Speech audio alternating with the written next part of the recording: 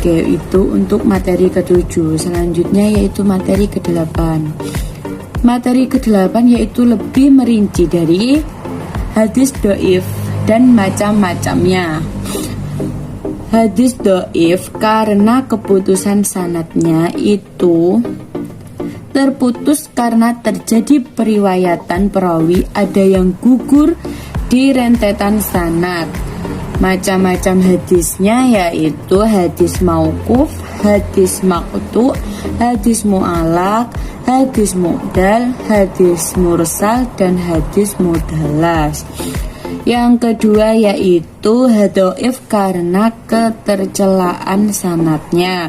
Terjadi karena para ulama berbeda pendapat dalam menetapkan kedhaifan dari kecacatan rawinya. Macam-macam hadisnya yaitu hadis matruk, hadis munkar dan ma'ruf, hadis mu'allal, hadis mudraj, hadis maqlub, hadis muttarib, hadis muharrat, hadis mubham, hadis yad, dan hadis mukhatalid. Pendapat ulama tentang kehujahan hadis yaitu hadis do'if sama sekali tidak boleh diamalkan baik dalam hal hukum maupun targhib. Yang kedua, boleh digunakan untuk menerangkan hal fadilah dan boleh dipergunakan dengan syarat apabila dalam satu masalah tidak diketemukan hadis sahih dan hasan. Itu untuk materi yang ke-8. Selanjutnya materi yang ke-9 yaitu hadis maudhu. Pengertian dari hadis maudhu yaitu secara bahasa artinya menggugurkan atau mengada-ada. Sedangkan secara istilah hadis yang direkayasa dan merupakan hadis dhaif yang paling buruk. Sejarah dari hadis maudhu itu pemalsuan hadis. Jadi pemalsuan hadis ini dilakukan oleh orang Islam dan juga non-Islam. Hadis maudhu timbul dari sebagian kelompok dalam bidang politik dan menghalalkan segala cara. Jadi mereka membuat hadis sendiri dan itu dinamakan dengan hadis palsu. Adapun penanggulangan dari hadis maudhu yaitu meneliti sistem penyandaran hadis, memilih perawi-perawi hadis yang terpercaya, studi kritik rawi yang tampaknya lebih dikonsentrasikan pada sifat kejujuran atau kebohongan, dan yang terakhir yaitu menyusun kaidah-kaidah umum untuk meneliti hadis tersebut. Ciri-cirinya yaitu dari segi sanad, ini ciri-ciri untuk hadis yang maudhu ya atau hadis palsu. Dari segi sanad, salah satu perawinya berdusta. Dan selanjutnya pengakuan pemalsuan hadis, dorongan emosi pribadi perawi. Itu dari segi sanad. Sedangkan dari segi matan yaitu tata bahasa dan kalimatnya jelek. Yang kedua, isinya rusak atau bertentangan. Bertentangan di sini maksudnya bertentangan dengan nas, bertentangan dengan Al-Quran, bertentangan dengan sunnah, dan bertentangan dengan ijma. Yang terakhir yaitu bertentangan dengan fakta sejarah yang ada.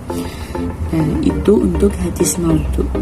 Yang selanjutnya yaitu ilmu jar wa ta'dil. Ilmu jar secara bahasa berarti luka, celah atau cacat. Sedangkan secara istilah yaitu ilmu pengetahuan yang mempelajari kecacatan para perawi. Nah, itu untuk ilmu al-jar.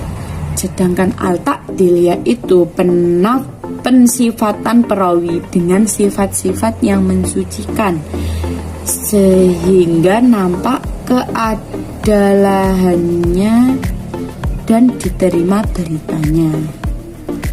Syarat-syarat dari ilmu al-jar wal at-ta'dil yaitu berilmu, bertakwa, dan jujur.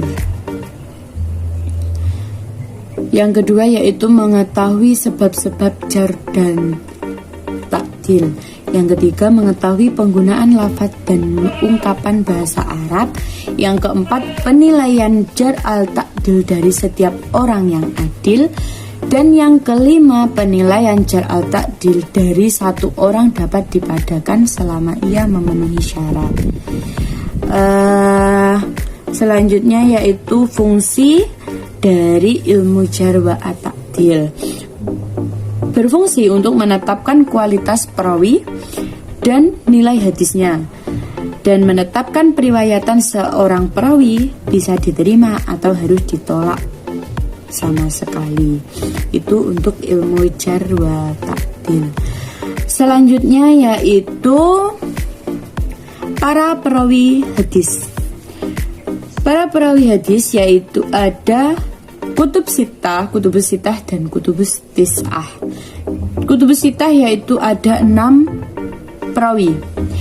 Yang pertama yaitu Imam Bukhari atau Sahih Bukhari, Imam Muslim atau Sahih Muslim, Imam Nasai atau Sunan Nasai, Imam Abu Daud atau Sunan Abu Daud, Imam Tirmidzi atau Sunan Tirmidzi, dan yang keenam yaitu Ibnu Majah atau Sunan Ibnu Majah. Ya,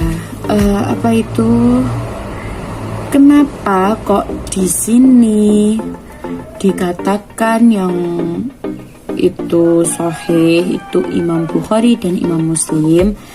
Karena hadis itu sahih, dan sedangkan kitab-kitab yang disebut sunan itu dikarenakan kitab-kitab tersebut memuat bukan hanya hadis sahih melainkan hadis hasan. Nah, itu untuk hadis perawi hadis dari kutub sitah. Yang kedua yaitu kutubus tis'ah, yaitu ada 9. Yang pertama Imam Bukhari, Imam Muslim, Imam Nasai, Imam Abu Dawud, Imam Tirmidzi, Ibnu Majah. Itu merupakan kutubus sitah tadi ya, 6. Kemudian ditambah 3 yaitu Imam Ahmad dengan kitab Sunan Ahmad, Imam Malik dengan Muwatta Imam Malik, dan yang terakhir yaitu Imam Darimi, ya tahu kitabnya itu Sunan Darimi. Itu untuk para perawi hadis. Lanjut untuk materi ke-12 yaitu inkar sunnah. Inkar sunnah adalah dapat diartikan sebagai suatu nama atau aliran suatu paham yang menolak sunnah sebagai sumber syariat. Tokoh-tokoh inkar sunnah yaitu pada periode klasik Profesor Muhammad Mustafa Al-Azami, pada masa India dan Pakistan yaitu Ahmad Khan, Chirag Ali, Islam Chirag Kursi, dan lain-lainnya. Untuk yang ketiga yaitu Mesir, ada Taufik Sidki, Mahmud Abu Fayyah, Ahmad Amin, Rashid Khalifah. Yang kelima yaitu Ahmad Subki, dan yang terakhir yaitu Mustafa Mahmud. Mungkin ada ya yang lainnya ya. Itu untuk inkar sunnah. Nah, ini adalah materi terakhir kita yaitu ilmu takhrij al-hadis. Ilmu takhrij al-hadis dari segi bahasa merupakan mengeluarkan sesuatu dari tempat, sedangkan secara istilah yaitu mengeluarkan hadis-hadis dari kitab, kemudian sanadnya disebutkan. Tujuannya yaitu untuk mengetahui sumber asal hadis yang ditakhrij, mengetahui diterima atau ditolaknya hadis tersebut. Manfaatnya yaitu untuk mengetahui referensi berapa buku hadis, mengetahui sanad yang tersambung dan terputus, dan manfaat yang terakhir yaitu mengetahui status suatu hadis. Adapun kitab yang digunakan dalam ilmu takhrij al-hadis yaitu berdasarkan kata awal atau metode alfabet. Jadi ada suatu aplikasi yang kemudian kita mencari suatu hadis tentang apa, kita hanya bisa mencari dari huruf pertamanya itu. Jadi untuk sedekah seperti itu kita mencari S. Nanti akan muncul apa aja hadis yang dari awalan alfabet S gitu ya. Dan yang metode yang kedua yaitu berdasarkan lafadz-lafadz matan hadis. Yang ketiga yaitu takhrij menggunakan perawi paling atas. Dan yang keempat berdasarkan tema bahasan hadis. Nah, sudah 13 materi ya yang sudah saya sampaikan. Semoga dapat memberikan manfaat bagi kalian yang menonton video ini. Mungkin video ini saya akan tayangkan di YouTube gitu ya. Terima kasih untuk semuanya. Wassalamualaikum warahmatullahi wabarakatuh.